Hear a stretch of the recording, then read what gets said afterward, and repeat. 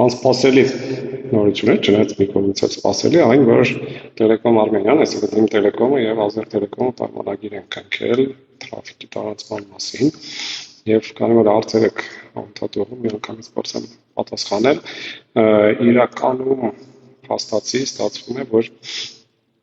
սահմանով անցնելու է, ոնց հասկանում եմ, երկու մալուխ եւ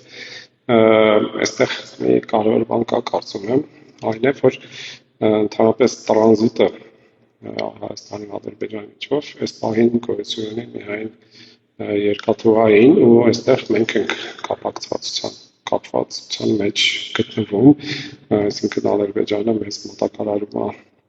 Ռուսաստանից օրինակ ապրանք, հատկապես հաշվի առնելով Լարսի խցանումները, պլյուս բենզինի հարցը, Ռուսաստանը ոնց որ հեսա լուրջ ճգնաժամ է սկսվում ու մենք լուրջ կախվածության մեջ ենք կարող հայտնվել նաև Իրանի հարցը վերցնելով Ադրբեջանից վառելիքի հարցով, այստեղ հակառակն է, ինչ որ առումով, այն է, որ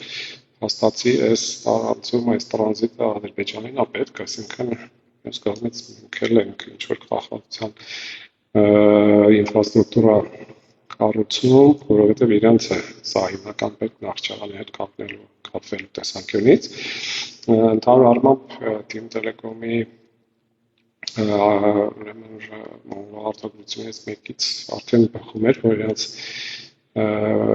պահալուխներով անցնող տրաֆիկը մոտ 10-15%-ն է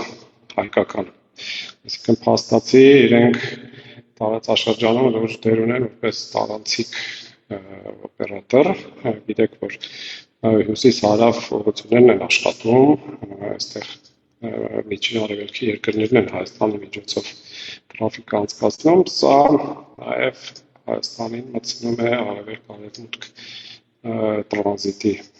որպես դերակատար, այստեղ մենակ Ադրբեջանը չէ, որտեղ նաև Ղազախստանի տրաֆիկը կսկսի անցնել Հայաստանով ու նաև վատ չի այն առումով, որ մենք ունենք որոշ backup, երբ որ Վրաստանում ինչ-որ մի տատիկ հերթական անգամ կարտոլ փորելով մալուխները կտրի, մենք ունենանք ինչ-որ backup-ային տրաֆիկ ու տեսնենք հետո հրազարկը։